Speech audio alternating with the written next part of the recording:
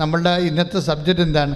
ഉടമ്പടിയുടെ റിസ്ക്, എന്നുവെച്ചാൽ സാഹസികത. ഇതിൻ്റെ പിന്നിലുള്ള നമ്മൾക്ക് വരുന്ന സാഹസികത, അതിനകത്ത് വരുന്നത് എന്താണ്?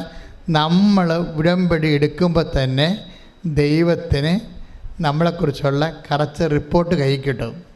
നിങ്ങളത് നിങ്ങളെക്കുറിച്ച് ദൈവത്തിൻ്റെ കയ്യിലുള്ള റിപ്പോർട്ട് ചേഞ്ച് ചെയ്തില്ലെങ്കിൽ ഉടമ്പടി വർക്കൗട്ട് ചെയ്യത്തില്ല. ഇപ്പം സങ്കീർത്തനം 139:2 വചനം 2, സങ്കീർത്തനം 139 തിരുവചനം 2. ഞാൻ ഇരിക്കുന്നതും പറഞ്ഞേ, ഇരിക്കുന്നതും എഴുന്നേൽക്കുന്നതും അവിടുന്ന് അറിയുന്നു.